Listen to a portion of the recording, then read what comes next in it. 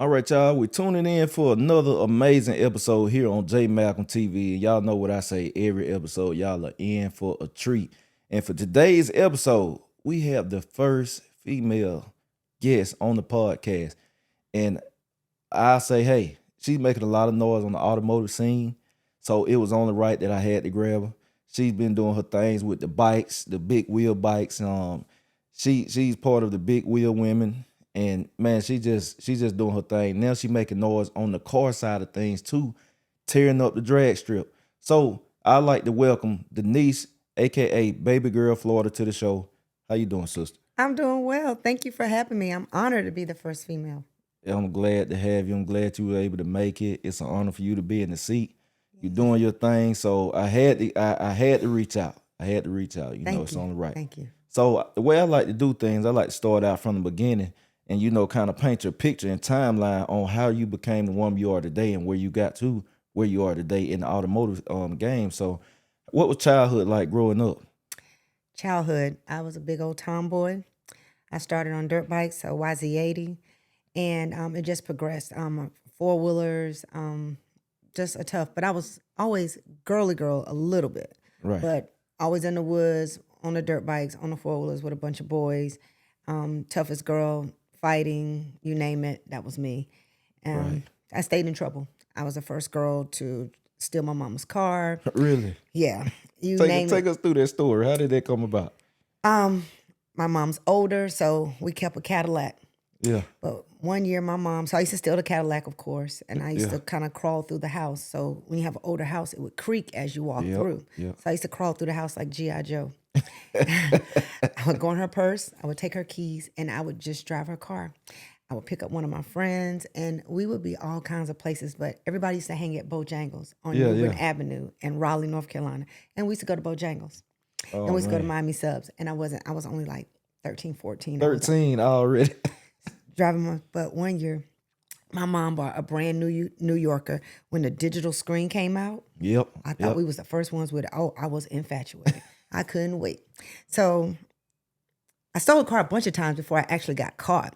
Really? But this particular night, I don't know if she woke up. I don't know what happened. But what I do know is she was waiting for me in the dark Oh, man. with a switch. We used to get spankings with switches. Oh, yeah. And I came in through the back of the house and, G.I. Joe, gonna put her keys back. And all of a sudden, I felt something hit my back. I was like I was a slave. Like, it was like, shh, shh, shh, you stole my new car? Shh, you don't steal my car?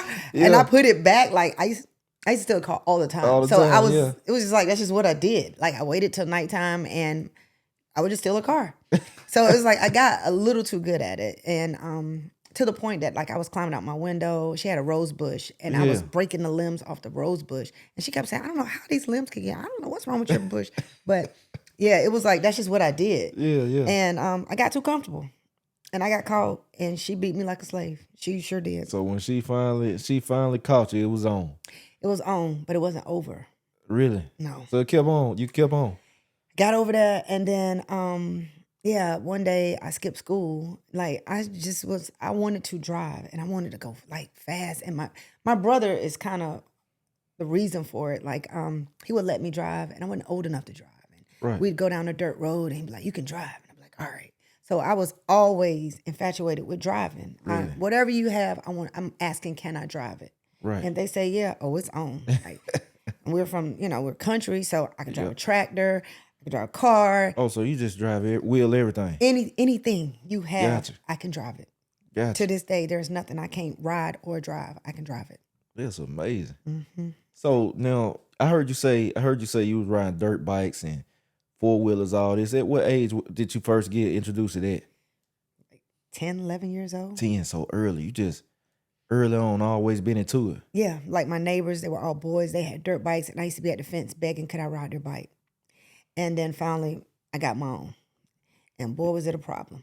Really? It was a problem. The police used to chase, because you're not supposed to ride them in the street. Yeah, of course. And the police used to chase me, and they thought it was a boy. So I could go put the bike up and be standing by the driveway. The police go by, and I'm Clean getaway. like, what happened? But finally, they figured out that I was the girl, and I would get caught. They would be waiting for me Oh, at the man. house and would tell my mom, like, they would already be there. So after a while, it became a real problem.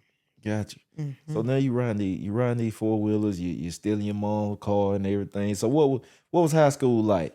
I am the bad seed, the black sheep. I'm her. Really? Yes. High school was great. I was always smart. I did my work. My mom was strict, so I came from a really strict family. Right. And as long as you did your work, you could kind of have anything you want, and she would let you say a bad word from time to time. Yeah. But high school, as long as I did my work, I could kind of do what I wanted to. So I lived to get out of school to ride that four-wheeler. Yeah. And I would ride it so much in the street that the knobbies on the four-wheeler was smooth. I learned how to plug my own tire. I would go, back then they had Western Auto, and I'd go and buy a plug-in kit. Yeah. And it was $2.05, and my allowance was $5. So I would need $2.04 to plug my tires, and the other $2. So it would cost, back then gas was 99¢. Yeah, yeah. So I could put 99¢ worth of gas in the four-wheeler, and I'm riding. Good. Yeah, I'm riding. I got $1 to go get me some candy. You can't tell me nothing. I don't need no money. You know, definitely. So you just strictly into the four-wheeler starting out. Yeah, four-wheelers, dirt bikes, all that stuff. Right. So now I heard you. I always ask this question too, because I hear you starting off early, but I still gotta ask everybody. So did trouble continue to find you after that? Like, did any bigger trouble? And if so, how did you get out of it? I got pulled over by the police one time. I took my mom's car, and I had my friend Lily in the front, and my mom was older. Yeah. So I said that she was sick and I had a special permit, because back then you could get a special learner's permit if you had elderly parents. Yeah. So I lied and said that my mom was elderly. She was elderly, but she wasn't that elderly. Yeah, she could drive. I got you. And I just started crying and said she wasn't feeling good, and they let me go. Oh man. And we was sneaking to go see some boys. Oh. So I didn't get in trouble then. And then one time I skipped school, and I was in South Carolina. So I'm originally from Raleigh, North Carolina. Yeah. I skipped school, and I got pulled over in Duncan, South Carolina. Oh, you was rolling. I was rolling. I was doing 100 miles per hour trying to go there and get back at the same time school would be out, so my mom wouldn't know that I did something. Yeah. That's before the school used to call home. Yeah. Schools didn't call home back then. Yeah, so you could pull it off. You could pull it off. As long as you were at home the time when the rest of the kids were home. Got you. Don't look like you did anything wrong. That's amazing. So it started out with that. Getting pulled over by the police. And then I always wanted, early on, young adult, I lost my license 2-3 times. Really? Yeah. It was rough. And my mom made me pay for my own insurance. So back then, everybody, I think it was called Pentagon. And it was the worst insurance you could have. So I had to work just to pay the insurance just so I could drive. Because she was like, I'm not paying for that. Oh, yeah. Yeah, it was tough. Super high. Super high. So early on, you paying your own insurance. So you just been accept the responsibility at an early age. You don't have no choices, because if you want to drive, because my mom said, she's not paying for that. Yeah. So you had to figure it out. And I was at Rose's. I used to work at Rose's. Yeah. At the snack bar, figuring it out. Right. So you going through this now. You driving. You done lost your license and stuff. You get them back, I'm guessing. Now, as you progress on, what propelled you forward to start getting into higher level things, like the bikes and stuff? Take us through that timeline of, now I'm stepping up from ATVs into, all right, I'm over here in this side of things now. So when I was young, my brother, he took care of me a lot because my mom worked 2 jobs. Yeah. So he had a Honda 757 with the sissy bar on the back. Yep. And he used to bungee me to the back because he had to babysit me. Right. So I already was waiting for my turn to touch his bike. And I stayed on the back. When he had bikes, I was already can I go? Can I ride? Can I go? Right. So it was destined to happen. Yeah. And he bought a bike, and we used to call it Christine. You remember that car named Christine? Oh yeah. So we used to call the bike Christine because he would go places and the bike would break down. Yeah. So I would just wait for him to call so I could bring the trailer to come pick him up. And I knew hey, I want a bike. I'm going to get this bike. So when I went to college, I went to North Carolina A&T. All the guys was riding. They was hanging.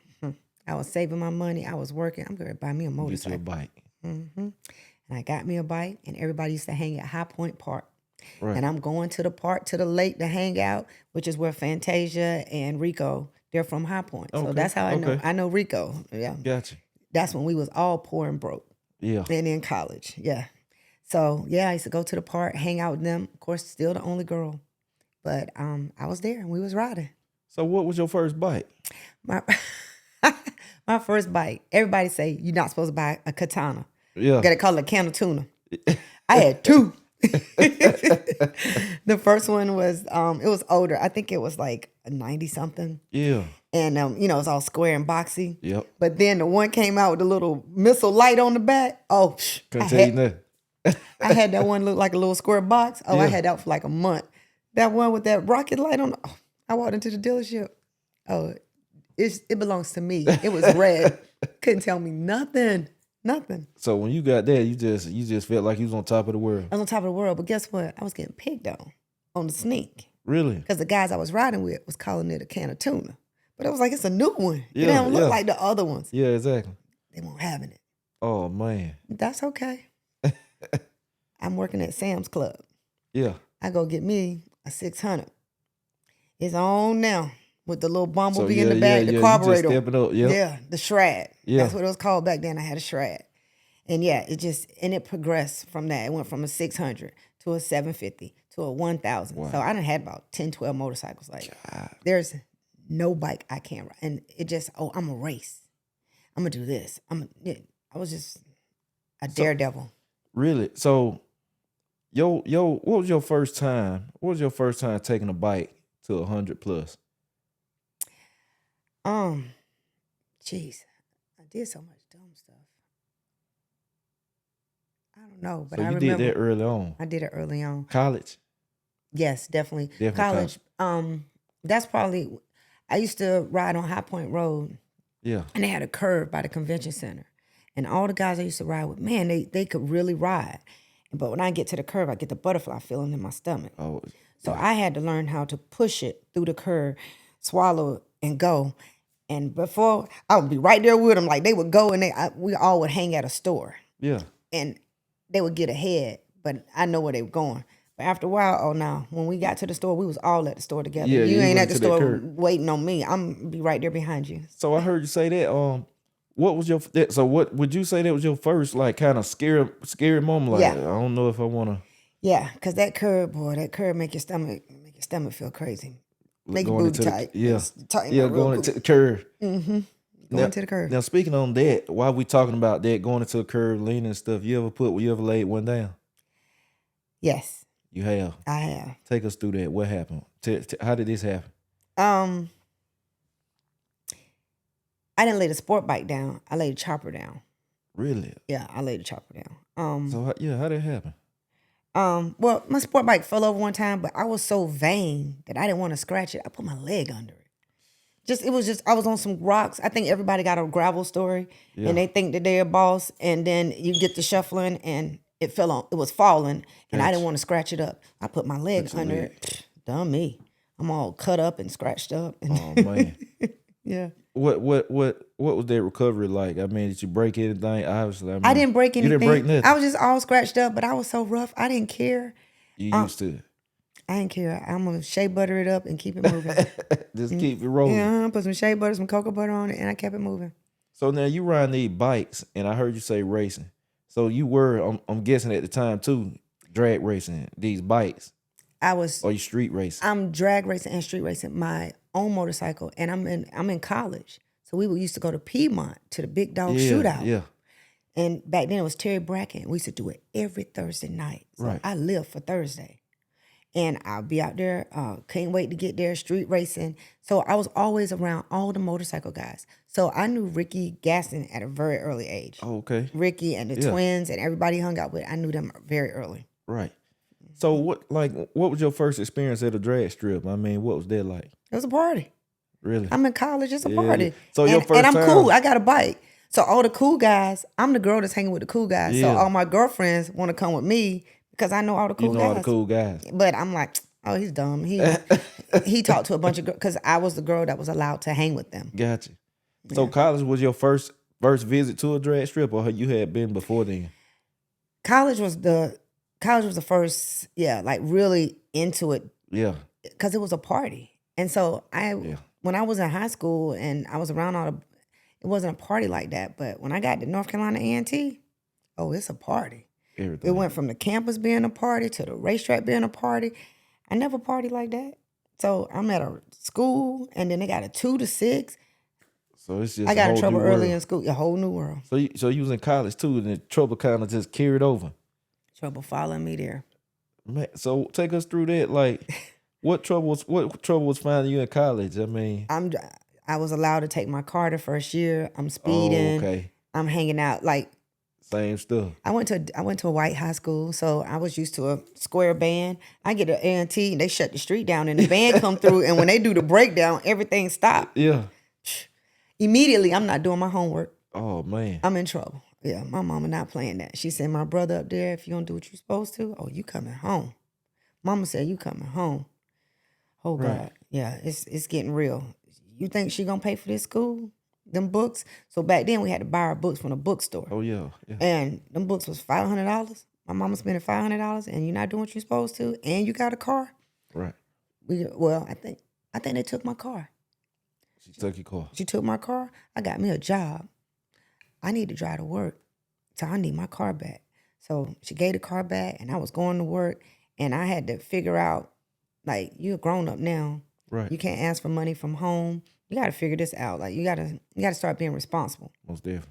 So now it's time for me to get an apartment. So Oh. yeah. So you got yourself together ultimately. Ultimately, I got myself together. It took some time, but I got myself together. It was hard being in that environment at the racetrack, loving motorsports. Trying It was to hard. balance it all. Yeah, it's hard. And being a college, I'm young. I'm Yeah, of course, 19, 20. of course. Yeah.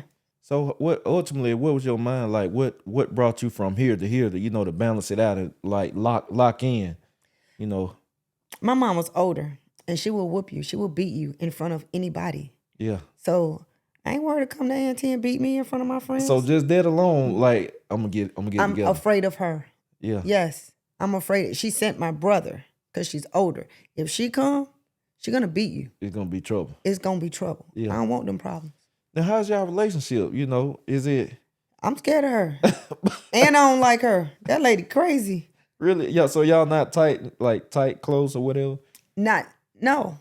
You got this little outlaw child, Yeah. and I have this strict mom. No, this lady's crazy. So it just didn't work. So just to give you an idea, my mom had a teenager and she was in her 60s. Yeah. That's tough back then. Yeah. Yeah. And Yeah, other most kids are picking because they're calling her my grandma Yeah. because she's older. So she had me at 46. Gotcha. So you gotta, so you got this old lady and she's fussing and she's hard. Like I'm a teenager. I'm on the phone. She's Yeah. like, get off that phone. Two different generations. Yeah. It's a different. I'm in Yeah. a different time. I get I it. wasn't allowed to stay out late. I would like, please, all my friends is out at 1:00. Ain't nothing open late but legs in the drive-through. Yeah. You can't go. Yeah. I can't do it. I get it. Now, do I appreciate it? Yeah, a lot of my friends didn't make it. And see, I was gonna ask you that too, because I always ask this question. I ask this stuff about the parents and your background for this reason too. How does that apply to the principles, that you were taught that you probably couldn't see then, but how do they apply to your life today? Priceless. Morals, Right. principles, values. That's what I say right now. Most definitely. We went to church every Sunday. So I have a extensive church background. Oh yeah. Not just one time. Sometimes went to a lot of church. Used to go to church. So I grew up in a church. That's amazing. Hour Power on Sunday after church, so 6 to 7. That was my godmother. Wednesday, you got Bible study, choir rehearsal. Friday, like I'm at church, Right. but I'm sneaking off after church over. Like, Yeah. so, but yeah, so you need the structure. Oh yeah. And I'm most strict with my son. Yeah, you need structure around kids because now kids don't have respect. And I appreciate all the times that I couldn't go because I used to want to spend the night over people's house, and my mom wouldn't let me. She said, we don't spend the night over because you don't know what's going on in their home. Absolutely. Because she had a cousin when we were young that they were over someone's house and the parents were arguing and the dad shot the mom. And, and the kid got shot too. So Man. when she said you can't go, you don't ask my mama why, because I said so. So it wasn't until I got older, then I realized the why. It wasn't until I used to always want to go hang out with these girls and she wouldn't let me go. Right. They had so many kids. And then now as an adult, they didn't make it. Some, they passed away. They was on drugs. Man. They had whole bunch of baby daddies. That ain't my story. So I know some from time to time you probably find yourself reflecting on that. Oh, Thinking, I know we go about life and we think about what if. I could have went Yeah. this way instead of that way. So Oh, I'm thankful. man, And I'm thankful that she waited to have, like I was the last. So everybody thinks that I'm baby girl because of the motorcycle set. I'm baby girl because I'm the baby girl. Older people, you got the baby Gotcha. girl, the knee-high baby, Yeah. and the elder. I'm the baby girl. So is that where the nickname come from? Baby, my brother, he named me baby girl. Oh, and it so, just okay. happened. I was joining the motorcycle club at the same time. He was like, no, her name baby girl. So it was given to you by your brother. By my brother, yeah. Got you. And I heard you say motorcycle club. What was the first club? Or I'm guessing you still a member of the same club. How does that work? I'm a member of the Queens Together, the QTs. Well, and I think they're dissolved, but I'm one of the originals. Okay. So there is no female club like this club. Really? We brought people from all around the world. We sold out every hotel in Raleigh, North Carolina in a 5 to 10 mile radius. We that bought is amazing. $1.5 million to the city in a weekend. That's The amazing. city loved us. It was amazing. And it was an amazing group of women Right. that I still talk, my bestie, right, that I still talk to this day. So what was the first club you joined? Like That was it. One and only. that was the one and only club. One and only. Now, how did that come about? Like, how did y'all, you link up with them? So one of the girls, she was the president, and I came back to Raleigh for a while because I was in Greensboro, because North Carolina A&T was in Greensboro. When I came back, they were kind of had their eyes on me and they were trying to prospect me. But why you got those vests on? It's hot. Yeah. And I saw them with those vests on. I'm not with that. I'm wearing that vest, and they wanted me to listen to them. I'm not gonna listen to y'all. They don't know how to ride. Yeah. There was one girl that could ride, and she was she was good, and she was all right. So I was like, okay, maybe I'll join them. And I started to hang out with them a little bit, but I would still be riding with my brother because he had Boosa. Yeah. So I would start off with them, but they would be riding slow. They got all these glitters and stuff all over, and the stuff flying off their shirt while they riding. I'm gonna lead them. I'm gonna see how when we get to wherever we was going. I told my brother, that ain't gonna work out. I don't want to be around them. That ain't gonna work out. Right. But they stayed on me, and they would let me do what I wanted to do. So we would go to an event, and I would have to be nice in the beginning. Yeah. And that's where I got the alter ego, BG, because BG's not nice. Yeah. Baby girl's nice. BG's like frustrated. I don't wanna hug anybody. I don't want to take any more pictures. They're like, okay, she's good for a second. When she turns into BG, just leave her alone. Leave it alone, yeah. So they would leave me alone. And then, so eventually I became the president, and then I became the sergeant at arms because I had the strongest personality and I was a better rider, and I would watch out for the ladies. I was teaching the ladies. So you just moved up through the rankings. Over the course of how many years, for people? The club was, when I left, we were at the 10 year. Wow. And that's a big deal for motorcycle clubs. And this area that you're in, a lot of these clubs, they didn't exist. Yeah. The Kings of the South did not exist.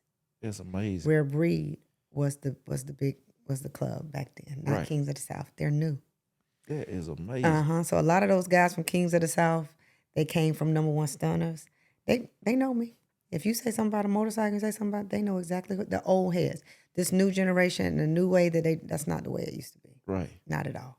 Now, when you got in the club, what made you want to, step up and say, I want to move up through the ranks and, not play the backs in the back, in the shadows? What made you want to move up? We was bosses. We had the best bikes. We was pretty. Yeah. Like no biker dikers. No offense, but we look good. Right. And that's what I wanted. Like my team, boy, look at those, boy, we pretty. Yeah. So we was all dressed alike and we looked good and we worked together, and they were smart, really smart women. So that's what I really. Gotcha. So you just want to kind of step up and then, kind of take that leadership role and keep everything together? Well, I was groomed. The president, she groomed me. The founder, she groomed me. And she told me, like, you're going to be the president. So you were chosen? Yeah. You're going to be the president. But I was running facilities for at-risk teens at the time. So I wasn't able to stay president but for so long because it was like, girl, I got to get this money. I'm running this business. I can't play motorcycle with y'all every day. So how did you get into that? Cause that's and what was that like? I got into mental health because of my family. So my sister's a therapist. Lots of friends and families are in the mental health business, and I love kids. So I started with the group home, the residential facilities for at-risk kids, and I had all girls. So that's how it all started. And it just grew from there. And as it grew, my business grew, my time, I used to call it playing motorcycle. I had to cut back. I had to keep cutting back. And then the kids were getting in trouble at the group home, and I'd be on my bike. And I was like, okay, this ain't gonna work. And then I need some real staff because I was going every single time something happened. I was going to save the day, and you can't save the day every time. Yeah. Mm-hmm. So did you kind of felt like that was more important and needed more attention than the bikes and stuff? Cause that's a big responsibility, you know. And I salute you for doing that. That's a big responsibility. Oh, I had to because that's how I was paying the bills, and that's how I was Gotcha. affording the motorcycle parts. They're expensive. Yeah, more definitely. Yeah, so that chrome back then, you know, we could only send to California the triple plate. Yeah. So I'm triple plate. My bike is all chrome. Everything that you can imagine is chrome. It's the best of the best. Right. So yeah, I got to go to work. I can't play this game with y'all. I got to go. So this something that kind of fell in your lap, or it's something that you wanted to do, or you just started out, hey, it paid the bills. It happened two ways. I didn't have any children, and I wasn't I was partying, but I was just all over the place. And my sister and they were like, you need to settle down. If you can work with these kids, and I was working with kids through her job, and I was just like it's called a PP, a paraprofessional. And I was just working. I worked with a little girl with Down syndrome, and I became really attached to her. And she was like, you could just run a group home. You could run a group. We could show you how to do it. Next thing you know, I got policies and procedures. I found a location, and 90 days later, I opened up a residential facility. Wow, that fast. That fast. And then you just scaled from that point, and yeah, I sat up at night and I read and I figured it out little by little. How to run this facility. Like, they're kids, so you can't break them. Yeah. And I didn't have any children at the time, Right. but I wanted a kid. But I thought that I was going to I tried to adopt two of the kids in the group home. And these kids were like very aggressive. And my sister was like, girl, have your own baby. You got to leave them fire starters alone. Yeah, yeah. And that's how so that's how I was one and done. Because when I was pregnant, the motorcycles would come and line up on my sidewalk. Really? And I couldn't go. Talking about somebody's feelings hurt. So that was killing you. That was killing me. I already knew. Once I had this baby, I ain't doing this no more. Yeah. This is not cool. You can't be pregnant around them. But when I got pregnant, I asked the doctor, can I ride? And he was like, are you good? And I was like, yes, sir. He said, well, can you wear your gear? Yeah. So I rode until I was about 4 or 5 months pregnant, until my jacket wouldn't zip. And I used to ride in full leather. When that jacket wouldn't zip, I wouldn't go anymore. But it was a tough time. So you really passionate about these bikes and riding. Like, oh, yeah. That was my life. Yeah. Wow. So you started out on the sport. I heard you say the sport bikes too, and going through. And I meant to ask you this, so I'm gonna double back. But what's the biggest and fastest sport bike you done own? 1,000. 1,000. Mm-hmm. And you from that 1,000, what did you have previously though? I was 1,000. I had 3 1,000s. All right. So I used to always buy the Suzuki, and I was Team Zook forever, and I would only buy the blue and white. Right. And then one year I had a silver and black, but I went from 750. I went from 600 to the shred. That's the carburetor. Yep. And I went from the carburetor to the first year they made the fuel injection in '01. I had it. Gotcha. And then I stayed 1,000 after that. And then I was the first girl or the first one. I had that single side swing arm with the big tire with 300 on the back. Yeah. Yeah. So from to the 1,000, you transitioned from a 750. You said from a 750 to a 1,000. Now what was that like? What was that like? Like transition from this to this? Immediate. The speed was time you touch it, it's gone, and it's in the air. Was it a shocker to you, like going from that to that? No, it wasn't. It was. I ain't want to pop no wheelie. One of the guys they was trying to teach me how to pop a wheelie. The way they taught me was all wrong. Yeah. But I just wanted to chase them on the highway. Like I was racing on. They built a new highway in Raleigh. Yeah. It's called 540.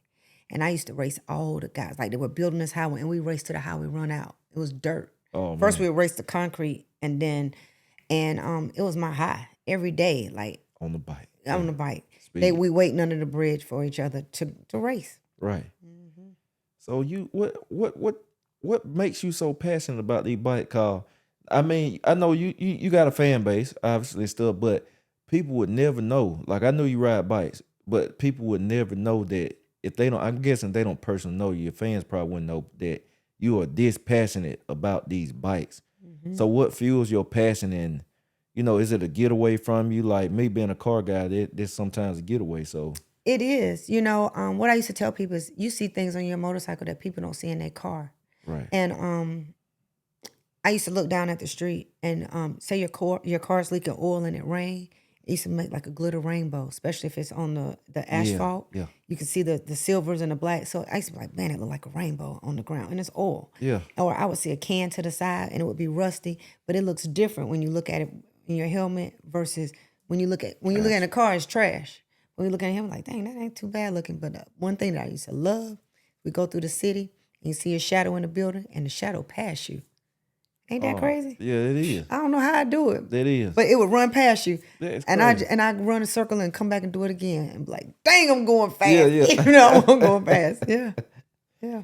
Golly. So so what you think fuels that passion though? Keep I you wanted to going? look good. It was chrome. It was pretty. Nobody had a bike like me. Yeah. That's what it was. I was vain. Right. I look better than the guys. Yeah. You guys, if you come, you better come correct, or I'm gonna talk junk. Yeah. I got a single side swing arm, got a jack shot. Like, I'm killing the game.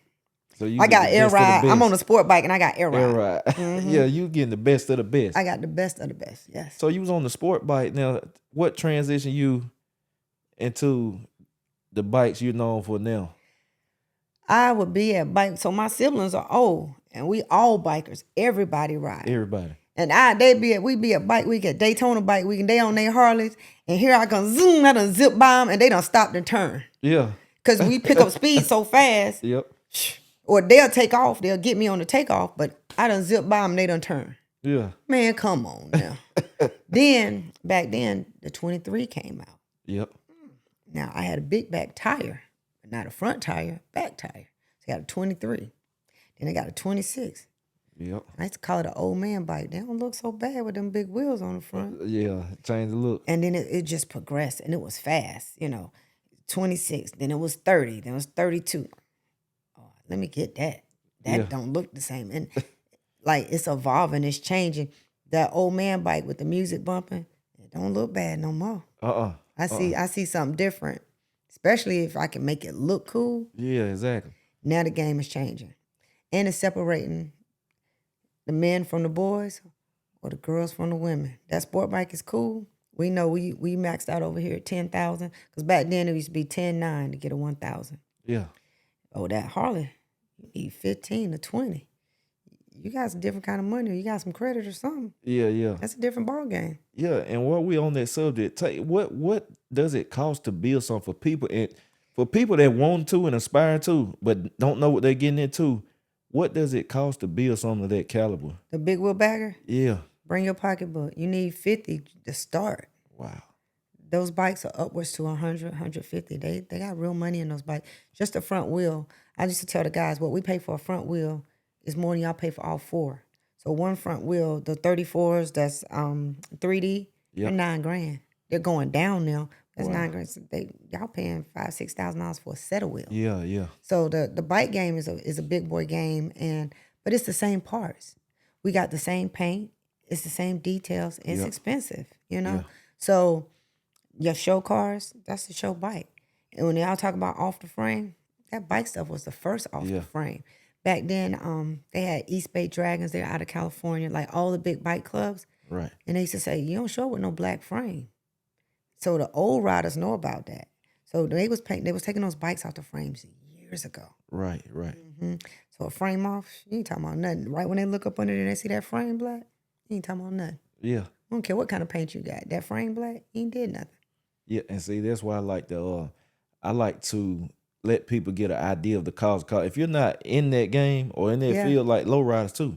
Low riders are crazy. I love low riders. Me too. They crazy expensive. So our version of a low rider is a cholo. Gotcha. It's a little bike, but it's I call it with all the cursive and all. Yeah. It's a big boy game. Yeah, most definitely. It's definitely a big boy game, and it's an older people game. Right. So it's mature money. So what age were you when you transitioned to the baggers and stuff and Early 30s. right. Now Right. you trying to ask my age, Lord have No, mercy. no, we. I'm just painting your Yeah. timeline. I'm painting your Yeah. timeline. Yeah. But what made you want to get over into that though, versus the sport bike? What brought about the change? I'm different. Just want to try something new. I'm different. I can't do what y'all do no more. Now, I'm not on the same level as them no more. obviously, I My think I pay know. grade is different. I got you. I got you. I got you. Now I'm gonna ask this question, which I think I know the answer. But which one is your favorite? The baggers. Now, because I'm mature and I'm older, so I'm relaxed. So that the Yeah. bagger is equivalent to an Escalade. That sport Yeah. bike is equivalent to a Honda Civic. Right. And I'm zipping around Yeah, like fast. Yeah. I don't need all that. When I roll in, I can roll in slow. You know I'm coming. Y'all waiting to see, and I'm Yeah. gonna give you a show. Yeah. Now, when you got into the old transition, cause we skipped over your story. We skipped over your story. Now you was in Carolina making all this noise, cause they call you Babygirl Florida. We got the Babygirl name, so where did the Florida come into? How did this happen? All right, so I was always big in the motorcycle community, and when I moved to Florida, I hadn't built the bagger yet. I had a bagger, but I didn't build it yet. I didn't build it out with all the custom stuff with the big wheel and everything. And in the motorcycle world, when the outlaw rock the state on the back of their vest, they mean they run the state. Right. So I was just projecting that I was gonna run Florida. So I became Babygirl Florida. I was always Babygirl So you added it on. when I moved to Florida, Now, and that was in 2007, now what was that like No. transitioning? 2014. 14. Okay. Uh-huh. What was that like transition? Cause that's a different change of pace now from the Carolinas to Florida. That's a change of pace. My friends became different. My friends had money. I had some rich friends. Right. Because when you start hanging around those motorcycle builders, and you get a whole new set of friends. So Right. I had some rich friends. So did that help your network? Cause I'm glad you said that. Cause here, like I said, we talk business and everything too. I want them to pick some gems up from you. But you already dropped some. But like, did that help scale your business? Cause you talking about your circle now. So yeah, my inner circle, they're entrepreneurs, they're business owners, and they're making some major money because these bikes it's a hobby. These are toys, but these are $100,000 toys that we're talking about. And I became involved in the sound side, the motorcycle sound side. So all these music and everything that's in the bikes, and they might have 20, 30 grand just in music. Right. Then you talk about the bike and the wheels and the paint and the cut. Then it's a whole new ball game. So yes, I'm meeting entrepreneurs. I'm meeting really strong leaders in the community. You'll be surprised who ride. There's pastors, there's lawyers, there's doctors, Right. they're educated and they're smart. It's the groupies that hang around that are not smart. got you. But those bike owners, they got great jobs, and it's a Right. great networking opportunity. Right. Yeah. So you get down to Florida and the initial initially getting there, was it a kind of like a shocker to you, like coming from here to here? Was it a lot to take in when you seeing how the pace is? And Yeah, because I went from hanging at the gas station with 20 bikes, 30 bikes on a great Saturday, Sunday, maybe 50, oh yeah, to it's 1,000 bikes at bike night. oh man, In Orlando, it's 1,000 bikes it's a at big bike. difference. Oh, it's a big difference. And it's a good time. And nobody's fighting. It's just every bike that you can think of is in a parking lot. And I live, so I Right. used to tell people, I live where you go on vacation. Oh my God, it's priceless. So you grew to love Florida, I'm guessing then. Mm-hmm. So, Grew to love. and you can ride your bike year round. Yeah, the weather. Yeah, that's right. So That's right. in December, January, North Carolina, South, wherever, it's cold. Not in Florida. It's true all year round. I used to say tank top and flip flops. We got on tank tops Oh, I know that every day. that made your day then, being able to get on that bike all the I time. could ride my bike whenever I wanted to, and there wasn't a helmet law. Yeah, So we wear the ones that look like the baseball caps, the little lids. But yeah. yeah, so I'm riding every day. I'm 45 minutes from the beach. You can get to Cocoa Beach in 45 minutes. So it's a life, and it's a big life because lots of people got motorcycles. So I met a whole new. So all those friends that were at home and Right. like the naysayers. Oh, I got a whole new set of friends, and we riding. We outside. Yeah, for real. Yeah, Enjoying yourself. Mm-hmm. Now, what brought about the change? What brought you to the point where you say, I'm going to Florida? I was in trucking, and I wanted to Okay. change. I was supposed to move overseas, and Really? yeah, and at the time I met a gentleman, and he was willing to go with me to Florida. Yeah. All right, let's go. I felt like I had done so in mental health. Mental health had taken a big cut, so I'm trucking now. So I love heavy So you equipment. got in this truck industry. Well, I was Okay. in trucking before I left North Carolina, but Okay. yeah, I'm running trucks. And then there was an opportunity for freight in Florida. Yeah. So it was pulling produce. All right, we about to go to Florida, make this money. So Gotcha. loaded up the truck and I moved to Beverly Hills. You remember that? The Beverly Hillbillies? So Yeah. I took my country self to Florida. Man. So it was the trucking Yeah. industry that took you there. Trucking industry took me to Florida. I bet people would have never knew. Oh yeah, I love some heavy equipment.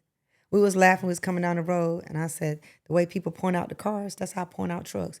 They go Pete, they go KW, they Yeah. go Freightliner. Here they come. Like I'm looking. That's what I know about. Now I know about heavy equipment. how you get into trucking and heavy equipment? A biker. A bike. So everything come from the bikes. Everything originated from bikes. I was in mental health, and North Carolina took a big budget cut because we were funded by Medicaid. Yeah. And one of the bikers said, "Get a truck, we'll help you." Because I was like, "Man, I don't know how I'm gonna make it, man. They cutting our money. Get a truck, we'll help you." And I get a truck, and they cheated me, Oh and man. that's how I got in trucking. Because now I'm about to show you. Yep. They cheated you on your first truck, your My first few, purchase. when I was running the load, so I was supposed to get paid 30%, Yeah. and then something was always wrong with the trucks. I ain't never make my money. Mm. I'm about to get my own truck. Let me show y'all. Owner operator. Next thing you know, I got 5 trucks and no CDL. Really? I'm dispatching, ordering parts. Oh, That talking is about learn. amazing. Oh, I learned. That is you probably don't know how much motivation you just gave somebody right Yeah, there. truckers. Oh, you can do it. Because to this day, I don't have no CDL, but I can drive. That is I can amazing. put it in a parking space. Yeah. So I did have some truckers that was around me, and they helped me. Yeah. And back then, they used to say, "What do you think about truckers?" I said, "They dirty. They take a shower at the truck stop, Yeah. and it won't no girls trucking." So all these girls talking about back then wasn't no girls riding no motorcycles and wasn't no girls trucking. So when I Yeah. say I got a resume that you can't touch, I got a resume that you can't touch. Yeah, it definitely wasn't a lot going on at all. I can definitely attest to that. Yeah. So now you get to Florida, you're into the bikes, Mm-hmm. and like, how did that help your name? Your name, you had the Carolinas on lock. So when you got to Florida, did you already have a buzz, or was it your name continued to grow? So when that bagger dropped, I had the spinning wheel. And Yeah. it was spinning on both sides. Nobody had no spinning Oh wheel. man. I had it. So they followed me, and this young lady is my best friend. She was traveling with me everywhere on her bike, with our phones, with cameras, and back then we had spectacles, the glasses. Yeah. And she was recording, and look, we were making history, and we didn't even know. I know you We don't was have traveling no the clue. world, and I don't know how we did it, cause we had kids. Well, we used to have the kids with us, but yeah, we was traveling the world, and I was riding my motorcycle, and she was there filming Everywhere. it. Everywhere. So now you got your name. You doing all this. You traveling the world. You and your friend recording, documenting, and everything. Your name is up here at this point. So where did the cars come about? How did you get into the cars and that side of things too? So I always loved cars, Right. and because I was single a lot, I would always change cars. So I had a Corvette, and we were laughing on the way here. What year? I had the '05. Gotcha. So I had the square body first. Gotcha. And my son used to call it Lightning McQueen. Yeah. And the guy I dated at the time, he had a pickup truck. And one day my son was screaming and crying. He was going to take him to school for me. I'm like, why is he crying? Like, what did he do to him? I don't want to go to school in Mater. I want to go in Lightning McQueen. And I was like, what is he saying? Because he was so little, I didn't know what he was saying. I was like, what? Yeah. So he wanted to go in the Corvette. But when he said got to school, later. he said tell everybody his mom was a race car driver. Because I used to be in there. I had a back then it was 5-speed. Yeah. And I'm shifting and we sliding into school because I'm late. I'm that mama. I'm Yeah. late. I'm not your PTA mom. If you need me to bring something to the school, it better be something that's at Walmart. Yeah. I'm gonna bring the napkins, the forks, the cups, Yeah. the cupcakes that's already made. I'm not ready to bake no cupcake. Yeah. So I'm that mom. We late. So I said, Mama, race car driver. And I'd be in there playing around shit. And he a kid, I don't know. And he's telling them, my mom was a race car driver. And they said, no, she not. And he hit a kid in school. Oh. When he was little. He was in Montessori. He took that serious. Now I got to figure out what I'm going to do with him for 3 days. Yeah. Because he done got kicked out of school. Yeah. For hitting somebody because they said his mama They was said not you're not a race car driver. And he said, yes, she is. He took that serious. That's all right. So, yeah. And when he was 1 or 2, I went to drag racing school in Gainesville. Oh, really? Mm-hmm. You went to drag racing school? I went to Frank Harley's drag racing school. I actually went to man. 3 drag racing schools. Wow. So 16 years ago, because he's 17 now, I went to 3 drag racing schools. What made you want to do that? Because I had that Corvette and I wanted to do a controlled burnout. I wanted it to slide and I wanted to be able, and I was trying to donut and I would do stupid stuff. One of the things that I did that really I knew I had to go to school is one day it had rained a little bit and I know if you get the tires a little bit wet, I popped the clutch and I slid around in the middle of the street and my friends, he had his mom, my girlfriend, she was my best friend from college. I spun around and I was facing them and they was in a minivan and his mom was in the front seat and they had came to visit and I was showing off. And I was like, oh, this ain't how it's supposed to go because if they would have hit me, it'd have been bad. And his mama in the front seat. Yeah. So I better go to somebody's school. I had to get something in my head. I'm tripping. So yeah, even as a grown up, I was still doing dumb stuff. I was still testing, still trying to go fast, still trying to, like, how can I do this and it work out? So when I went to school, I told the teacher, I'm here to do a burnout. That's definitely not how it works. Yeah. He was not trying to hear it. I'm like, I paid this money, teach me how to do a burnout, my car outside. So you just wanted to burn out. That was it. I want to burn out. You got to do the book part. I want to burn out. So you went through. She my crew chief. I had another friend with me. I said, she the crew chief. I'm the race car driver. Teach me how to do the burnout. He said, we got to do this first. Mm-hmm. Yep. Now how long? You said 3 years? So first I went to 3 different schools. 3 different schools. Yeah. So I went to Frank Harley Drag Racing School. And I was there for the motorcycles, but the course was full. So they put me in a door slammer. So I'm in a race car and I got all this stuff on. And I was there. They used to have a woman that drove the Patron car, the funny car. Yeah. And I was in school with her. Oh, man. And she used to red light. So she was there because they set up her delay so she could learn, even when she delayed, that she would still take off on time. Right. So she was talking to me and they were telling me about making sure whatever problems you have, you leave them in the parking lot. So watching the light, your peripheral. And so I learned the right way. And it was all right. But you got to listen. And I'm still hard-headed. Like first few passes, you go to the 200, you shut it down. Go to the 400, you shut it down. So you have to do what they say or they take the points. And you don't get, and when you leave, you get a competition license. Yeah. But it's like 10-second license. Oh, okay. So it's fast for what, if you don't know how to, that's pretty fast. Yeah. Like not quite 100, right at 100 miles per hour. Right. Mm-hmm. So you go to these drag racing schools, and then when did you start actually going to the drag strip with a car? Taking the car down, and what was the first car? I was using my own car, but I was broke. Yeah. I couldn't afford I thought I could afford a race car. I was trying to afford a race car. Right. So that's when I learned about Racing Junk. And there's a website. Yes, sir. I wanted a 6'8" Camaro. Yeah. That's the one I was going to build. And I had enough money to buy the car, but now you need a motor. Exactly. But I also got this baby. And everybody was like, you don't need to be racing because who's going to take care of your baby? Yeah. And that baby was my world. You know what? Maybe I better put this race car stuff down. But I'm going to strap this baby to me on my bike. Yeah. And I bought a harness and put my baby in a harness on the motorcycle. How crazy. Mm-hmm. Yeah. So you go back to the bikes. You go to drag racing school and stuff. Mm-hmm. And that was your first exposure to like actually drag racing. Yeah. And stuff. Now, what moved you forward, like going deeper into it? Cause you own a Camaro now. So I was at Texas at the Lone Star Rally, Yeah. And I did 3 shows. So I used to host the motorcycle events. And I Okay. got hit on my bike. So Sage, Donkmaster, decided he's going to build me a race car. It's safer. Right. I don't know how going over 150 miles per hour is safer than my bike. Yeah. But okay. So he built me a race car. And it was on from there. But now I'm older. So now I'm cautious. Oh, yeah. Because now my son is a teenager. So Sage is telling me, stomp it to the floor and don't let it go. Don't let the pedal go. Do what? And he told me to hold that button, the trans brake. Yep. I know better. Yeah. So I renamed all the buttons in the car. Oh, you did? I call the trans brake the rocket button. So when you let go of that button, it's going to take off like a rocket. The rocket button. I ain't messing with that button. I'm going to use the brake.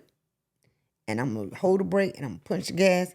And I'm going to pray it don't take off too fast. Yeah, yeah. And then he was like, well, I'm going to make sure the car's safe first.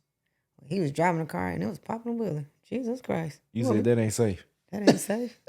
That ain't safe. One time he popped the wheelie so hard, he cut a hole in the tire. Yeah, they'll do that. Yep. Because the body wasn't right. He said, well, it ain't quite right. We got to make it safe.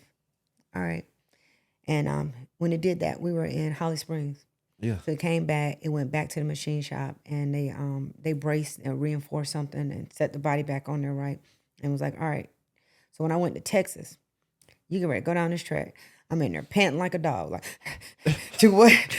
Hold this button. Push it. Do what? I ain't touching that button right there. Yeah. Do what now? I'm panting, and I did it. John Boy was there. Yep. And there was a lot, and also demonology. Oh, yeah. And his wife, her sister, her cousins, and they stood at the window and they like coached me through it. Because I want to go fast, but I don't know if I want to go fast today. Yeah, not today. Or I don't know if I want to go fast from sitting still, like, because I'm gonna drive fast. I'm older now on the highway, but I ain't gonna sit still and stomp it to the floor and do what? Yeah, that G-force. Let go of that button. Yeah. I know that button. I've been on a motorcycle before and got with the G-force and bruised my back. I mean, you want me to do what? All right, here I go. So I foot braked it. But once you get that adrenaline, I'm ready now. So wait a minute, do what to that button? All right, hold the button. You ready for the button now? I'm ready for the button now. And now I got to bump. Wait a minute. Now, my mind, I got to process the button, the rocket button, the bump box, the rocket button, and the gas. So, of course, the first time I take my foot off the gas. Oh, Sage me. He's not a good teacher. We know you let off of the gas. Stop it to the floor. Stop it to the floor. Don't let it go, because we could tell. We're looking at the computer right here. Look at the data log. So it looked like this, and then it dead. Yeah. All right, damn. I gotta drive this car. Can't let them down. So after I was talking myself through it, because also through everything, I forgot to tell you, I became a motorcycle instructor when I moved to Florida. Oh yeah. Okay. So I'm an instructor. All I gotta do is process how it works. And I'm about to work this. Most definitely. Okay, that rocket button is essentially a clutch. Yep. All right, let me figure this rocket button out. I'm gonna hold this button and I'm gonna stomp it, but this button it's a brake too. Okay. Yep. It's gonna hold it still. Now when I let it go, Jesus Christ, hold on tight. Yep. And now I can drive a stick. All right. I let go of this button, I'm holding it. But I can't see. Because when it go up in the air, you can't see nothing but the sky. That's it. So the first time we were in Darlington, I wasn't expecting it to be in the air that long. But when it came down, I shifted and it was gone. And that's how it was going. Like, okay. So after a while, the car popped the wheelie all the time. But the first time, Sage said, when you pop the wheelie for the first time, you're going to break the internet. When I popped the wheelie for the first time, I broke the internet. You most definitely did. And I was so excited. Like, I was sweating. My heart was racing.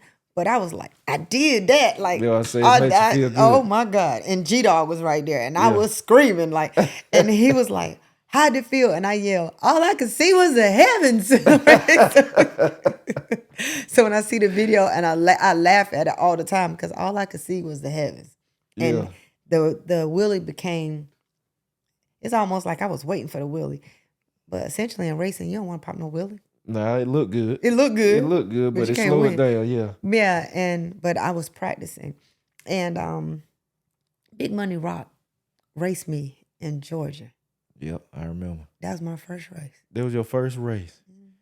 What was going through your what was going through your head in that seat? He over there, Big Money Rock, and they're telling me he's got a nitrous car. He gonna do this. I got to build up the. They're telling me he's my opponent. He's telling me what to do. Yeah. Now I'm gonna wait for you to build up your boost. I ain't gonna trick you. I ain't gonna go into the light. But you know there. I only know one way to do it. Yeah. I just learned. All I know is when the light drop, I take off. I don't know whatever you're talking about. Okay. Yeah. That's your car that's gonna do all of that. Oh, I gotta worry about this one right here. Yeah, yeah. I'm gonna do what? I don't know what he talking about. But you ain't gonna beat me because I'm competitive. Yeah, yeah. And when I let go of that button, she came up this high, and it's on. It was on I'm then. gone. And when I looked over there, I could see him a little bit, and I shift and I pulled away from him. I was in the car. But you was nothing Ooh, I up. beat you. Big Money Rock, load up. He brought 2 or 3 tow trucks to the race. He bought like 3 cars there, 3 race Yeah. cars. He loaded up his car and all them children before the sun went down. But I was like I'm a different kind of race. Like I want a hug. Thank you so much for racing me. I'm excited. Yeah. He wasn't trying to hear that. He wasn't trying to hear that. So he wouldn't like it. And I need that money. Yeah, Sage. I think we bet like $1,000. Yeah. And then Ron was like, "Babygirl Florida for the win." And that's So that was a good moment right that there. was a most good definitely. that adrenaline. Especially your first race. My first race. Man, first grudge race. My Let's first make that- grudge race. Yeah, let's I had just think. raced before, but it didn't really count. But that right there, oh my God, yeah, that Oh, that man. feeling was a different kind of feeling, and I think he wants some get back. I think, yeah. So you see a rematch coming. Oh yeah. Yeah, but he don't want any problems. Oh, you heard that, Rock. Yeah, he don't want any problems. Now, so I heard you. Let's go back to your story. You said Sage put together the car for you. Mm-hmm. So let's go back in your story. How did y'all meet? How did you and Sage meet? Not sure what year it was, but I came to Georgia for Rare Breed. Yeah. For a Rare Breed event, and the guys. So we went to the bike to the anniversary, but they said, "Hey, everybody gonna be at the racetrack on Sunday. All the bikes gonna be out there. Go to the racetrack." Yeah. All right, cool. I go to the racetrack. Ain't no bikes out there. At least not like mine. Yeah. And then on the weekends, we used to wear all white. So even if I already knew that I was gonna have a TV show, but if people couldn't, they were gonna remember the girls in all white because nobody ride a motorcycle that big. Right. So we get there, we see all those old school cars, and like, this ain't my word. I don't know what's going on here. Yeah. But I see them over there recording. So I'm looking at the tractor trailer, because how they get them cars here? I can put them cars on my trucks. Like, I'm seeing something totally different. I already see there ain't no bikes here, so I probably, and then it's a lot of people, and they all black. I don't know. All my friends is white. These bikes right here, I ain't used to this. Yeah. Yeah. So Tracy said, my friend, they filming something. I'm going to go steal their paperwork because you're going to have a TV show. All right, go get it. And she said, interview him. All right. Yeah. So I interview him. I didn't really understand what he was saying. It's a little different. It's not really my speed. All right. You want to hear my bike? It's loud. You know, Right. you listen to it for a second. All right. I don't know anything about donk racing. I don't know anything about donks. I don't know Yeah. anything about Just foreign. at this this big wheel moment. stuff. I just know it's a lot of black people down there. They look like they're arguing and fighting. This ain't the place for me. Yeah. Because they knocked my motorcycle over. It's too much money. I can't play with them. I pack Right. up and we leave. We might have been there an hour, not even. Oh yeah. Okay. This ain't for me. Right. We leave. And when we leave, that was it. You know, I interviewed him, and next thing I know, his story, I guess he gets locked up. And my son, we was at the beach one time, and she puts free Donkmaster. I'm like, I don't know that dude. Don't be put his name on. Who's he? Like, I don't know those people. Yeah. So one day, it's time for my show. So by this time, I'm hosting a motorcycle event in Daytona, and he slid into my DMs.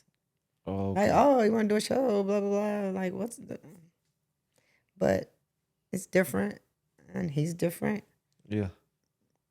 and not really feeling it. Okay, yeah, we'll do. Right. No. Then he was messaging me, and I was on my way to church, and he kept trying to, and I was like, look, I'm at church. Like, So while you in church, these messages come through. yeah, Yeah. I'm at church. Like, I'm still like my foundation. I'm in church. I'm in church hard because I've been through some stuff. Got to stay So down. I'm in church. Yeah. And you messaging me, and I know what I seen. I ain't trying to be with the foolishness. This ain't for me. Right. Then he was persistent. He was very persistent, and it started off, oh, we're gonna throw an event together. So we threw an event. Well, he was trying to see what it was like around the motorcycle stuff. Oh, you trying to get to know that world. Yeah. Gotcha. So could invite the bikes into the to. Oh yeah, messed it too. Mm-hmm. Gotcha. Yeah, because it was a different experience and it's a different set of people. It's a new set of fans. Yeah. Mm-hmm. So y'all met like that, and then it just grew from there. It grew from there. Just the bond grew closer and stuff. And so what started turning you around to where you like, from I ain't got time for that to, you know what, you okay? His entrepreneurial spirit. He was, you know, I didn't know that he had just gotten, like, I knew, but I didn't. I think I knew he was a guy, but like my world was so different. And he was like just telling me about it, and he was like, "Hey, look at this is my show," and I was like, "Okay." And like one day he came to my, and he was like wanted me to watch every single one, like all of them. I'm like, okay, Yeah. I'm sitting there watching them. Okay, so you're a race car driver. So I don't know that he's a race car driver. I don't know any of this. I don't know anything about a donk. I don't know any of it. I know that old cars break down. Yeah. And I'm used to being single. I don't want no old car because it's going to break down. Yeah. Not mine. Mine fast. And then I know that when we used to be at Bike Week, the little cars, the Chargers, they crisscross, and we on the bikes. Yep. Those cars hit us. So I don't like those cars, and I don't like what they do. So he was like, no, that's not us. Them guys got payments on our cars. Our motors cost with them cars. All y'all the same to me. You got them big old wheels. Yeah. Y'all crisscross. Y'all hit bikers. I don't like y'all. Right. So it took me a second. So I knew nothing about what was going on. And I was like, okay, it's not so bad. So you just kind of grew into it, being around it. I kind of grew into it, being around it, and very different world. And then, of course, my motorcycle friends are like, what is she doing? Oh, yeah. I can imagine with you being over here, and then now you're in like you said, a whole different world. So what was the overall response from your community over here when they find out, like? Well, I'm throwing the event, and it's a really high-end event. It's different. So I'm bringing $1 million worth of motorcycles into a ballroom. So I'm having an event at the Hard Rock Hotel in Daytona, and it's a big deal. But, it's cool. The Donkmaster's here, and so he would lead my women's empowerment ride with a donk. So it'd be like a donk, then it'd be like the police, the donk, then the motor. So it added to my show. Right. And so it was, it was really, it was cool to see. And then the racer, the motorcyclists got to see the donk. So we were meshing the two worlds together. Right. And then most likely, so just a unique fact, bikers are truckers, and truckers and bikers love racing. Right. So that's how it all came together. So my fan base was already truckers, already bikers. Well, those two love racing. So they were familiar and I wasn't. So we were all, but it was a different familiar. So a couple of my friends that were hanging out with, they would come to some of the shows, but it would get a little out of hand. And they'd be like, yo, y'all toting guns. This a little bit different. Yeah. These bikes are too expensive to be showing off. I'm like, I know it's a different world for me too. So trying to adapt was just being open. It was different. It's very different. So, a very different world. Very different world. Now, and I heard you say while you going through that, I heard you say women's empowerment. Yes. So, what is that all about that you have going on right there? Every field that I'm in is a male-dominated industry. Yeah. And I always felt like I was in a fight. So I wanted women to be able to be exposed to what we were doing. Absolutely. So the trophies for my shows were boxing gloves because I felt like I was always, and I wouldn't let people buy them. You got to earn it. You got to win it. So I had these purple and pink boxing gloves. So my show was like no other. Like you go up this big ramp. I built a ramp to go inside the hotel, and I had like glitter and sparks and purple smoke, and the motorcycles would go up the ramp and go into the ballroom. So I loved all the bike stuff, but I hated being hot outside. I wanted to be inside. I wanted to be nice. So what I tried to do is expose the bikers to Cirque du Soleil. Yeah. So I would have like Cirque du Soleil dances not strippers, Yeah. Cirque du Soleil dancers, and because they wouldn't normally see that or experience that. But then the next thing is, how can we create an experience? Right. And then how can we create an experience at the racetrack? Most So definitely. that's what we're trying to evolve and go to. But sometimes it's hard.